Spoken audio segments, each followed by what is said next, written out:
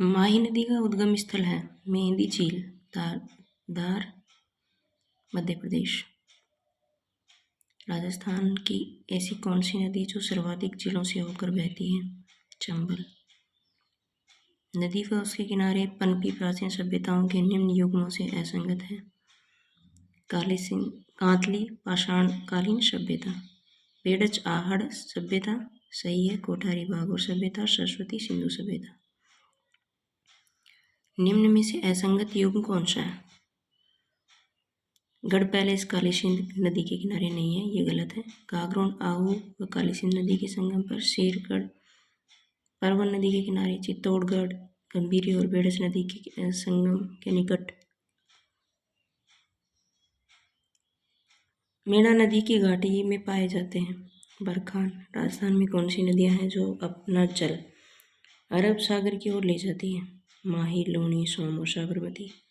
बंगाल की खाड़ी में गिरने वाली नदियां हैं बनास, चंबल और काली सिंध।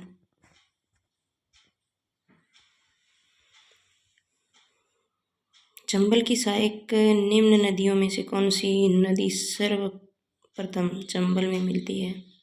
छोटी काली सिंध। अजमेर की फायसागर झील का निर्माण किस नदी से हुआ? बांडी।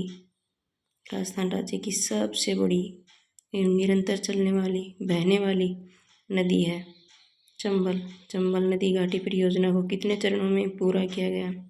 3।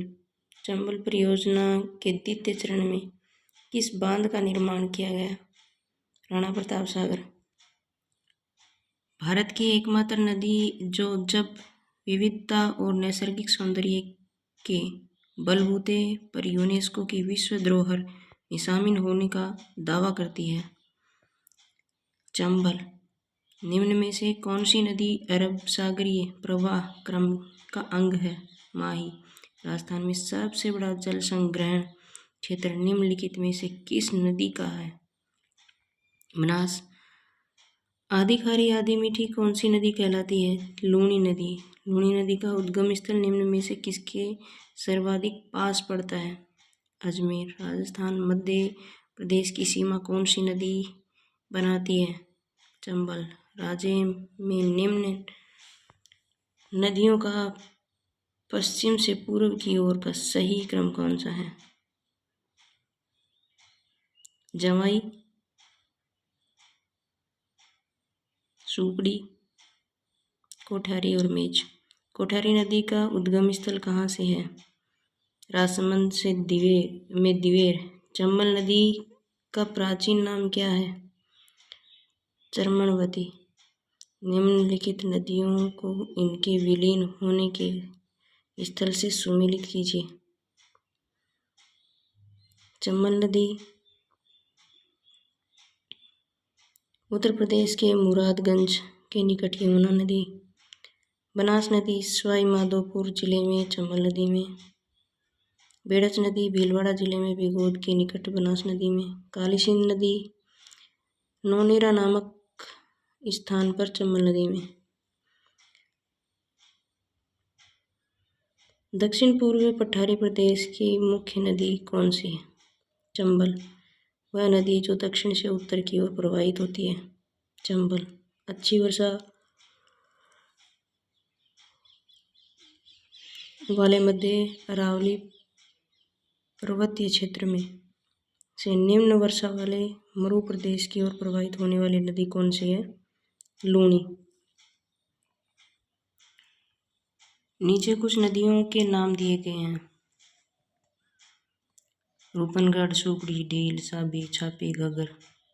उपयुक्त में से आंतरिक जल प्रवाह प्रणाली की नदी कौन सी है? सही कूट का चुनाव कीजिए। रूपनगढ़, साबी और घग्गर। चंबल परियोजना के किन जिलों को सर्वाधिक सिंचाई लाभ मिलता है?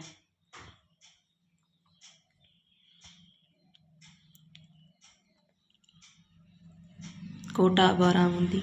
राज्य की निम्न नदियों का पूर्व से पश्चिम की ओर सही क्रम क्या है? गंभीर, काली सिंध, साबरमती और सुकड़ी। चंद्रभागा नदी के किनारे बसा नगर है झालरापाटन। राजस्थान में प्रवाहित होने वाली अधिकांश नदियों का उद्गम कहाँ से होता है? अरावली पर्वत श्रृंखला और विंध्याचल पर्वत। राज्य के पश्चिमी रेगिस्तान भाग में प्रवाहित होने वाली नदी है कौन सी है? सागी।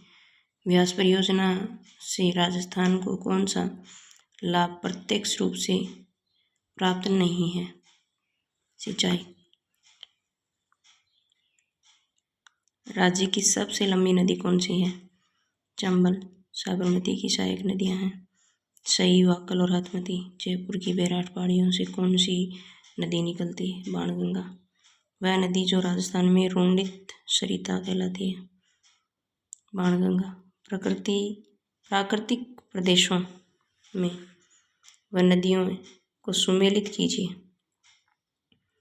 उत्तरी पश्चिमी रेगिस्तान बांडी, मध्यवर्ती पहाड़ी प्रदेश माही, दक्षिणी पूर्वी पठार चंबल, पूर्वी मैदान मोरेल।